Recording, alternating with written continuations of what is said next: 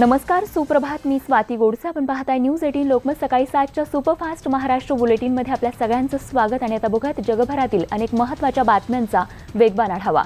सुरुवात राज्यातल्या एका महत्त्वाच्या बातमीनं. कल्याण अहमदनगर महामार्गावर असणाऱ्या गायमुखवाडी गावाजवळ नगरच्या डॉन बॉस्को स्कूल बसचा आणि पिकअप व्हॅनचा समोरासमोर अपघात झालाय. या अपघातात पिकअप व्हॅनमधील एका आणि बसमधील चालकासह एक जण या ठिकाणी जागीच ठार झाले, तर सर्व विद्यार्थी या व्हॅनमधले सुखरूप आहेत. मुंबई पुणे महामार्गावरील वाहतूक आज दुपारी 12 ते 2 या वेळेत सुमारे 2 तास बंद ठेवण्यात येणार आहे. खालापूर टोल नाक्याजवळ दिशादर्शक तसंच वाहतुकीचे नियम असलेली कमान उभारण्याचं काम या ठिकाणी होणार असून त्यामुळे एक्सप्रेस हायवेवरील पुण्याकडे जाणारी वाहतूक पूर्णपणे बंद करण्यात येणार आहे.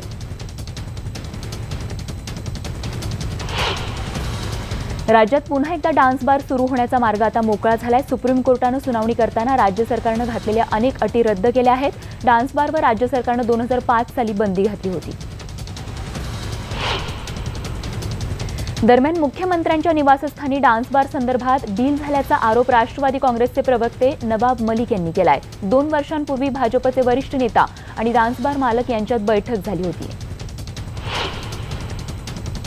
दरम्यान डान्स बारला सरकारचा विरोध असल्याचं मुख्यमंत्र्यांनी स्पष्ट केलंय. विरोधकांचे आरोप हे खोटे असल्याचं म्हणत मुख्यमंत्र्यांनी नवाब मलिकांचे आरोप फेटाळून लावले.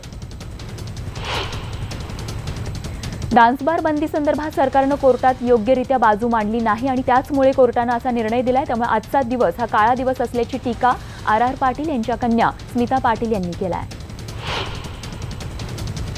डान्स बार बाबतचा सुप्रीम कोर्टाचा निर्णय आम्ही वाचू आणि मग निर्णय घेऊ, अशी प्रतिक्रिया गृहराज्यमंत्री दीपक केसरकर यांनी दिली. कोर्टाची परवानगी ही सशर्त आहे.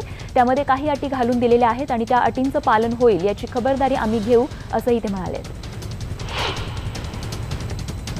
सुप्रीम कोर्टानं दिलेल्या निकालावर बारगर्ल असोसिएशनच्या अध्यक्षा वर्षा काळे यांनी समाधान व्यक्त केलंय. मागील अनेक वर्षांपासूनच्या लढ्याला यश आल्याचं मत वर्षा काळेंनी व्यक्त केलंय. मुंबईचे महापौर विश्वनाथ महाडेश्वरांच्या निवासस्थानातील सामान हलवण्याचं काम या ठिकाणी वेगाने सुरू आहे. शिवसेना प्रमुख बाळासाहेब ठाकरे यांचं बहुप्रतीक्षित स्मारक दादरच्या शिवाजी पार्क जवळील महापौर बंगल्यात होणार आहे आणि त्याच दृष्टीने या ठिकाणी हालचाली सुरू झाल्या. शिवसेना नेते अनिल परब यांनी शशांक राव यांच्यावर हल्लाबोल केलाय. जनतेला 9 दिवस वेठीस धरून काय मिळालं, असा सवाल अनिल परब यांनी केलाय. बेस्टचा प्रवास करणाऱ्या प्रवाशांच्या पासचे या संपामुळे 9 दिवस वाया गेलेत. मात्र त्याची भरपाई म्हणून आता प्रवाशांना पासमध्ये 9 दिवसांचा कालावधी वाढवून मिळणार आहे. अरबी समुद्रातील शिवस्मारकासाठी राज्य सरकारकडून हालचालींना वेग आलाय. या प्रकरणी सार्वजनिक बांधकाम विभागाचे 3 अधिकारी काल दिल्लीला रवाना झाल्याची माहिती मिळते आहे. पुण्यामध्ये सुरू असलेल्या खेलो इंडियात खो खोमध्ये 17 आणि 21 वर्षांखालील मुलं आणि मुलींनी 4ही विभागात सुवर्णपदक पटकावलंय. विजेत्या संघांना प्रत्येकी 1 लाख तर उपविजेत्या संघाला 50,000चं बक्षीस मिळणार आहे. गडचिरोली जिल्ह्यातील बहुचर्चित सुरजागड पहाडीवरील लोह खनिजाचं उत्खनन तात्पुरतं बंद करण्यात येणार असल्याचं पालकमंत्री अमरीश आत्राम यांनी जाहीर केलंय. त्यांच्याशी चर्चा केल्यानंतर तात्पुरतं हे काम बंद करण्यात आलंय. नाशिक जिल्ह्यात अवैध दारू तस्करी करणाऱ्या टोळीला नाशिकच्या राज्य उत्पादन शुल्क विभागानं गजाआड केलंय. पिंपळगाव बसवंत परिसरातून नाशिक शहरात अवैधरित्या लाखो रुपयांची तस्करी सुरू असल्याची माहिती मिळाल्यानंतर सापळा रचून पोलिसांनी ही कारवाई केली आहे. कोल्हापूरमध्ये खंडपीठाच्या प्रलंबित मागणीसाठी मोठ्या संख्येनं वकील रस्त्यावर उतरलेत. गेल्या अनेक वर्षांपासून उच्च न्यायालयाचं खंडपीठ कोल्हापुरात व्हावं अशी मागणी कोल्हापुरातील वकिलांनी लावून धरली आहे. बुलडाणा जिल्ह्यातील देऊळगाव राजा तालुक्यातील पोलीस पाटील संतोषराव सानप यांच्या घरी अज्ञात दरोडेखोरांनी सशस्त्र दरोडा टाकल्याची घटना घडली. यावेळी त्यांनी दागिन्यांची चोरी केली आहे. ठाकरे या चित्रपटात छत्रपती संभाजी महाराजांचा अवमान केल्याच्या कारणावरून बीडमधील संभाजी ब्रिगेड आक्रमक झाली आहे. गाण्यातील एका दृश्यामुळे शिवशंभू प्रेमींच्या भावना दुखावल्या गेल्याचं सांगत संभाजी ब्रिगेड आक्रमक झाली आहे. धुळ्यातील जिल्हा कारागृहात बॉम्ब असल्याच्या अफवेनं प्रशासनाची एकच तारांबळ उडाली. कारागृहात बॉम्ब असल्याचा कंट्रोल रूमला फोन आला आणि त्यानंतर तिथे तपासणी करण्यात आली. बारामतीच्या कृषी विज्ञान केंद्रात राज्यस्तरीय कृषी प्रदर्शनाचं उद्घाटन शरद पवार यांच्या हस्ते झालं. यावेळी पीटर कार्बेरी यांच्या इंग्रजी भाषणाचा अनुवाद अनुपमा हिंगणे यांनी केला. अकोल्यातील शासकीय दूध डेअरीमधील दूध थंड करण्याच्या यंत्रामधून अमोनिया गॅसची गळती सुरू झाल्यानं खळबळ उडाली आहे। ही अमोनिया गॅस गळती थांबवण्यासाठी अग्निशमन दल शर्थीचे प्रयत्न करत आहे। अमरावती इथल्या बडनेरा मार्गावर राष्ट्रीय स्वयंसेवक संघाचं विदर्भ प्रांत प्रवासी कार्यकर्ता शिबिर 18 ते 20 जानेवारी या काळात पार पडणार आहे। यामध्ये 5000 कार्यकर्ते उपस्थित राहणार आहेत। खामगाव इथले सामाजिक कार्यकर्ते सूरज अग्रवाल आणि कुटुंबियांनी त्यांच्या अक्षदा या मुलीचा वाढदिवस दिव्यांग मुलांना खामगावमधील श्रीहरी लॉनमध्ये शाही भोजन देऊन त्यांच्यासोबत केक कापून साजरा करत एक अनोखी सामाजिक बांधिलकी जोपासली आहे। भुसावळ तालुक्यातील हतनूर इथे चरण्यासाठी गेलेल्या गुरांच्या कळपानं अतिप्रमाणात केळीची खोडं खाल्ली आहेत आणि त्यामुळे 65 जनावरांना विषबाधा झाली आहे। उजनी धरणाच्या जलाशयावर देशातील सर्वात मोठा तरंगता सौर ऊर्जा प्रकल्प उभा करण्यात येणार आहे आणि यासाठी महावितरणकडून निविदा प्रक्रिया देखील सुरू करण्यात आली आहे। मात्र स्थानिक मच्छीमारांनी आता या प्रकल्पाला विरोध केला आहे।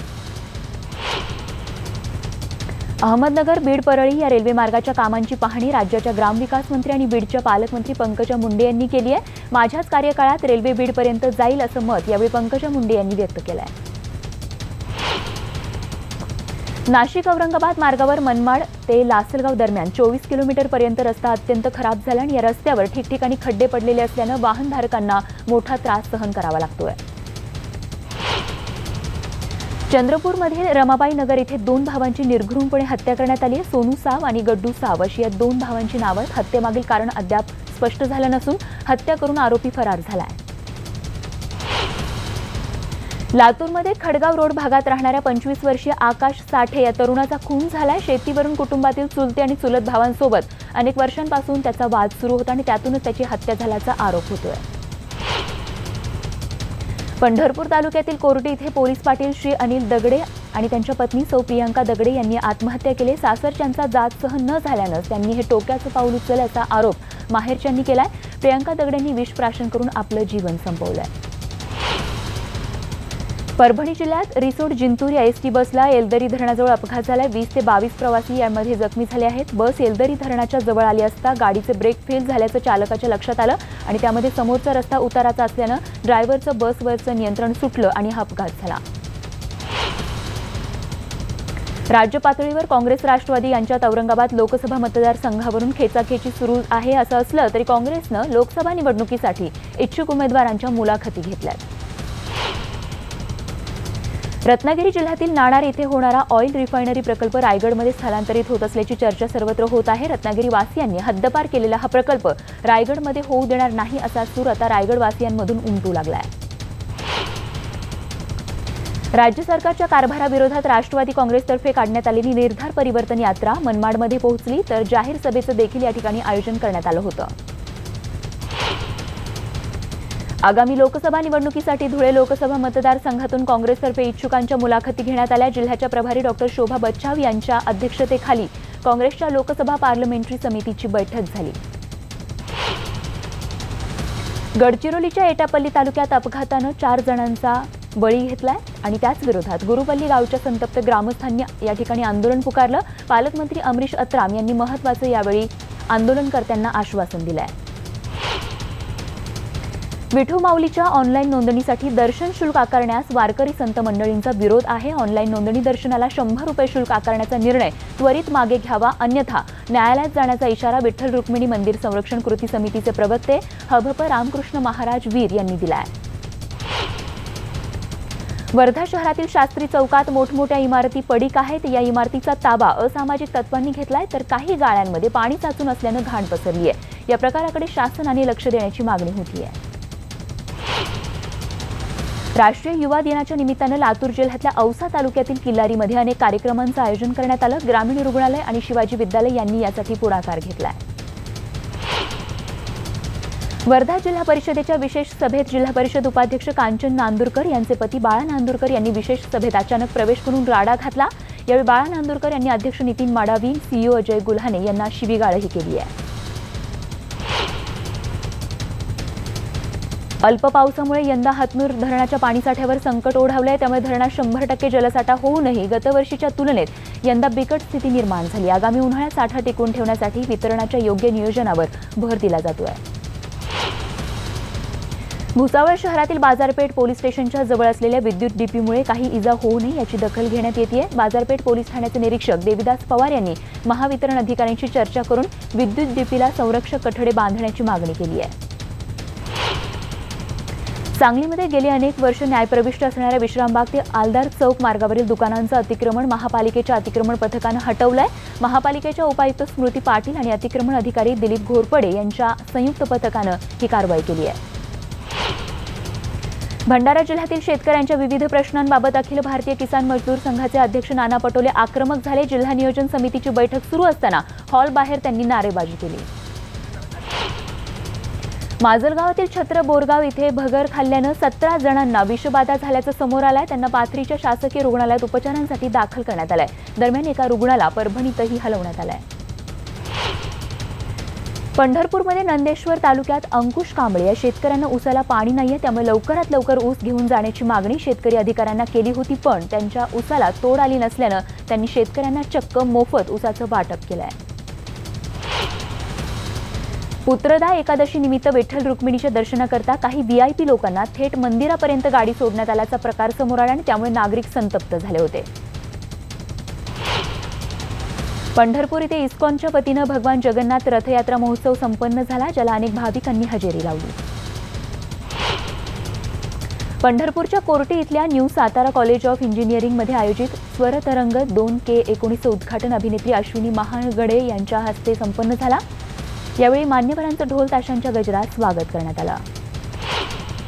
यवतमाळ जिल्ह्याच्या कळंब इथल्या इंदिरा चौकात असलेल्या जयस्तंभ बांधकाम विभागानं मशीनच्या सहाय्यानं हटवलाय। जयस्तंभ भंगला असल्यामुळे नागरिकांमध्ये संताप निर्माण झाला असून याबाबत नगरपंचायत आणि बांधकाम विभागाच्या अधिकाऱ्यांविरोधात पोलिसांमध्ये तक्रार दाखल करण्यात आली आहे। यवतमाळच्या वणी तालुक्यातील बेरोजगार तरुणांना रोजगार मिळावा म्हणून व्यापाऱ्यांनी GMR नावाची सोयाबीन तेल कंपनी सुरू केली होती, मात्र ही कंपनी कालांतरानं बंद पडली। ही बंद कंपनी पाहून चोरट्यांनी लाखो रुपयांच्या किमतीचा ऐवज लंपास केलाय।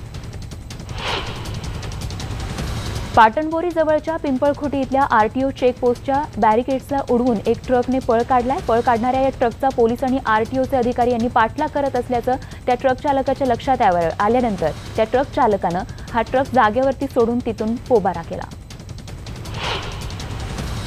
सामाजिक न्याय विभागांतर्गत येणाऱ्या महात्मा फुले महामंडळाच्या बंद पडलेल्या सर्व योजना लवकरच सुरू करणार असल्याचं सामाजिक न्यायमंत्री राजकुमार बडोले यांनी जाहीर केलंय। सामाजिक न्याय विभागाच्या वतीनं 297 लाभार्थ्यांना विविध वस्तू आणि प्रमाणपत्रांचं वितरणासाठी ते अमरावतीत आले होते। भारतीय सैन्य दलाच्या गौरवार्थ साजरा करण्यात येणाऱ्या आर्मी डेच्या निमित्तानं परभणीच्या पृथ्वीराज देशमुख मुलींच्या सैनिकी शाळेत चित्तथरारक कवायती आणि प्रदर्शनांचं आयोजन करण्यात आलं होतं। या निमित्त या ठिकाणी शिक्षण घेणाऱ्या विद्यार्थिनींनी वेगवेगळ्या चित्तथरारक कसरती करून उपस्थितांचं लक्ष वेधून घेतलं। सेवा कर नोटिसांच्या विरोधात सांगलीमध्ये आंदोलन तीव्र करण्याचा इशारा व्यापाऱ्यांनी दिलाय। सेवा कर नोटिसांच्या विरोधामध्ये गेल्या 4 दिवसांपासून आंदोलन सुरू आहे। वर्धा रेल्वे स्टेशनचा विकास करण्याची योजना सरकारनं आखली असून वर्धा रेल्वे स्टेशन सर्व सुविधांनी हायटेक असणार आहे आणि यासाठी 7 करोड खर्च करण्यात येणार आहेत। यासोबतच वर्ध्याला महात्मा गांधी यांचं नाव देण्यात यावं यासाठीही प्रयत्न केले जाणार आहेत। भारतीय लष्कर दिनाच्या निमित्तानं यवतमाळच्या एलिमेंट्स मल्टीप्लेक्सच्या वतीनं देशभक्तीपर कार्यक्रमाचं आयोजन केलं होतं। या कार्यक्रमात लष्करातील अधिकारी सैनिकांचा सत्कार करण्यात आला, तसंच शहीदांना मानवंदना देण्यात आली। भारतीय सैन्य दलाच्या गौरवार्थ साजरा करण्यात येणाऱ्या आर्मी डेच्या निमित्तानं परभणीच्या पृथ्वीराज देशमुख मुलींच्या सैनिकी शाळेत अनेक चित्तथरारक कवायती आणि प्रदर्शनांचं या ठिकाणी आयोजन करण्यात आलं होतं। घाटकोपर अंधेरी लिंक रोडवर ट्रक आणि दुचाकीच्या धडकेत बापलेकाचा मृत्यू झालाय। मोहम्मद जुमील बशीर सय्यद हे आपल्या 7 वर्षीय मुलाला शाळेतून घेऊन परतत होते आणि तेव्हा भरधाव ट्रकनं दोघांना चिरडलंय। क्लासवरून घरी येणाऱ्या 4.5 वर्षीय चिमुकलीवर भटक्या कुत्र्यांनी हल्ला केलाय। उल्हासनगरच्या मराठा सेक्शन भागात हा प्रकार घडला। यामध्ये हर्षदा जालगार ही मुलगी जखमी झाली। या चिमुकलीचे भटक्या कुत्र्यांनी अक्षरशः नाकाचे आणि तोंडाचे लचके तोडलेत। अंबरनाथमध्ये वीज बिलावरील वाढीव स्थिर आकाराच्या विरोधात स्वाभिमान संघटनेच्या वतीनं आमरण उपोषण करण्यात येतं। या उपोषणाचा काल दुसरा दिवस होता। भिवंडीमध्ये इंजेक्शनच्या ओव्हरडोसमुळे 9 महिन्यांच्या गरोदर महिलेचा तडफडून मृत्यू झाला। भिवंडीतल्या आसबीबी रोडवरील फ्रँक रुग्णालयात हा धक्कादायक प्रकार घडला असून कांचन गुप्ता या महिलेचा मृत्यू झालाय। कांचनला बाळंतपणासाठी रुग्णालयात दाखल करण्यात आलं होतं। पुण्यातील पाणी कपातीच्या विरोधात मनसेनं खळखट्याची भूमिका घेतली आहे। मनसेच्या 40 ते 50 कार्यकर्त्यांनी पाटबंधारे विभागाच्या कार्यालयात चांगलाच धुडगूस घातला। आधीच पाणी कपातीच्या संकटाचा सामना करणाऱ्या पुणेकरांवर आता पाणीपट्टी आणि मिळकत करवाढीचा देखील बोजा पडणार आहे। पुणेकरांच्या मिळकत करात 12% तर पाणीपट्टीत 15% दरवाढीच्या सूचना महापालिकेच्या बजेटमध्ये करण्यात आल्या आहेत। दरम्यान पुणेकरांना 25 जानेवारीपर्यंत 1350 MLD पाणी मिळणार आहे। त्यामुळे पुढील 8 दिवस कुठलीही पाणी कपात होणार नाही असं पुण्याच्या महापौर मुक्ता टिळक यांनी स्पष्ट केलं आहे। पुण्यातील पाणी कपातीवरून काँग्रेसनं मात्र भाजपवर जोरदार टीका केली। पाणी कपात हे भाजपचं षडयंत्र असल्याची टीका काँग्रेसचे गटनेते अरविंद शिंदे यांनी केली आहे। वेळी अवेळी धावणाऱ्या गाड्यांमुळे त्रासलेल्या प्रवाशांना आता गाड्यांची सर्व माहिती अचूक मिळण्याचा मार्ग मोकळा झालाय, कारण भारतीय रेल्वेनं गाड्यांच्या इंजिनला इस्रोच्या उपग्रहाशी जोडलाय। मुंबईमध्ये झालेल्या रेल्वे सल्लागार समितीच्या बैठकीत विविध मुद्द्यांवर भर टाकण्यात आला। यावेळी मध्य रेल्वेवर लवकरच AC लोकल केंद्रस्थानी ठेवत रेल्वे प्रवाशांना आधुनिक सेवा सुविधा पुरवण्यावर भर देण्यात आला। मुंबईमध्ये दिवाळी, गोकुळाष्टमी आणि गणेशोत्सव इत्यादी सणांच्या काळात ध्वनी प्रदूषण कमी झालंय, पण वाहतूक आणि रेल्वेमुळे ध्वनी प्रदूषणाची पातळी उच्च राहिल्याचं आता समोर आलंय। नवी मुंबई महापालिकेच्या सर्वसाधारण सभेमध्ये तब्बल 526 कोटींचा प्रस्ताव मंजुरीसाठी मांडण्यात येणार आहे। यामध्ये सायन्स पार्कसह विविध योजनांच्या प्रस्तावांचा समावेश आहे। पनवेल महापालिकेच्या आस्थापनेनंतर पहिल्या 6 महिन्यात मालमत्ता कराचा प्रस्ताव तयार करणं अपेक्षित होतं, मात्र 2 वर्ष उलटल्यानंतरही हा प्रस्ताव महासभेत पटलावर आला असून मालमत्तांना 32% कर लावण्यात येणार असल्याची माहिती आयुक्त गणेश देशमुख यांनी दिली आहे। नागपूर शहरातील संत्रा मार्केट इथल्या 6 पदरी केबल रेल्वे उड्डाणपुलाच्या टप्पा 2चं लोकार्पण आज करण्यात येणार आहे। अनेक वर्षांपासून या पुलाच्या दुसऱ्या टप्प्याचं काम सुरू होतं। हा दुसरा मार्ग सुरू झाल्यानंतर या मार्गावरील वाहतुकीची वर्दळही कमी होणार आहे। वसईच्या आनंदनगरमध्ये चोरीच्या उद्देशानं आलेले 3 चोर सीसीटीव्हीत कैद झाले। दुकानाचं शटर तोडत असताना त्यांच्या संशयास्पद हालचालींना हेरून एका व्यक्तीनं पोलिसांना संपर्क साधला। पोलिसांची चाहूल लागताच चोरट्यांनी इथून धूम ठोकली आहे। पनवेल महापालिकेवर शिवसेनेनं मोर्चा काढला। महापालिकेच्या स्थापनेपासून पनवेल शहरात रस्ते, पाणी आणि कचऱ्याच्या समस्यांकडे दुर्लक्ष होतंय असा आरोप सेनेनं केला आहे। सिडकोच्या मालकीच्या जमिनी यापुढे 60 वर्षांच्या कराराऐवजी 99 वर्षांच्या करारावर असतील अशी घोषणा करण्यात आली होती, मात्र सरकारनं केलेली ही घोषणा फसवी असल्याचा आरोपच शिवसेनेनं केला। त्यामुळे शिवसेना विरुद्ध भाजप असा संघर्ष उभा राहणार आहे। बातमी क्रीडा विश्वातून भारत विरुद्ध ऑस्ट्रेलियामध्ये आज 3री वनडे मालिका रंगणार आहे। भारताला ही वनडे जिंकून इतिहास घडवण्याची सुवर्ण संधी आहे। ही लढत सकाळपासूनच रंगणार आहे। मेरी कोमचं लक्ष आता येणाऱ्या 2020च्या टोकियो ऑलिम्पिकवर लागलंय। आता तुला मिळवण्यासारखं काहीच नाही असा सल्ला मला अनेक जण देतात, पण मी अल्पसंतुष्ट नाही। देशासाठी ऑलिम्पिकचं सुवर्ण पदक मिळवून इतिहास घडवू इच्छिते असं विख्यात खेळाडू मेरी कोमनं म्हटलंय। ऑस्ट्रेलियन खुल्या टेनिस स्पर्धेत नोवाक जोकोविच, अलेक्झांडर झ्वेरेव, सेरेना विल्यम्स आणि सिमोना हॅलेप यांनी अपेक्षितरित्या 3री फेरी गाठली, तर याच स्पर्धेत वॉवरिंका थीम यांचं आव्हान संपुष्टात आलंय। भारताविरुद्ध एकदिवसीय मालिकेसाठी न्यूझीलंडचा संघ जाहीर करण्यात आलाय। भारत आणि न्यूझीलंड यांच्यामध्ये 5 एकदिवसीय सामन्यांची मालिका खेळवण्यात येईल। त्याचबरोबर 3 T20 सामन्यांची मालिका देखील होणार आहे। भारताचा हा दौरा 23 जानेवारीपासून सुरू होणार आहे। बिल गेट्स यांना केंद्र सरकारच्या आयुष्मान भारत योजनेची भुरळ पडली आहे। योजनेच्या सादरीकरणानंतर केवळ 100 दिवसांमध्ये 6 लाखांहून अधिक रुग्णांनी याचा फायदा घेतल्याचं पाहून त्यांनी आश्चर्य व्यक्त केलंय। योजनेच्या यशस्वी नियोजनाबद्दल त्यांनी केंद्र सरकारचं कौतुक केलंय। यूएसमध्ये एका कार शोमध्ये इन्फिनिटी इलेक्ट्रिक कार प्रेक्षकांना बघायला मिळाली। निसानच्या या गाडीची यावेळी सर्वांनाच भुरळ पडली। तिकडे जपानमध्ये टोकियोमध्ये एक आगळ्या वेगळ्या रोबोटचं प्रदर्शन पाहायला मिळाले। यामध्ये नाचणारे, स्विमिंग करणारे आणि विविध आधुनिक रोबोट्स बघायला मिळाले। यामध्ये एका रोबोटचं विशेष आकर्षण होतं, ज्याला डान्स करायला आवडत होतं। हॉलिवूडकडून एक लाट बॉलिवूडकडे आणि मग आता मराठी सिनेसृष्टीत 1-2 दिवसात झपाट्यानं आली आणि ती म्हणजे 10 इयर चॅलेंज। यामध्ये सेलिब्रिटी स्वतःचे 10 वर्षांपूर्वीचे फोटो आणि यावर्षीचे फोटो पोस्ट करतायत। आणि मनोरंजन विश्वातील या बातमीसह सुपरफास्ट महाराष्ट्रामध्ये वेळ झाली इथेच थांबण्याची. ताज्या बातम्यांसह लगेचच भेटतो. बघत रहा फक्त न्यूज 18 लोकमत.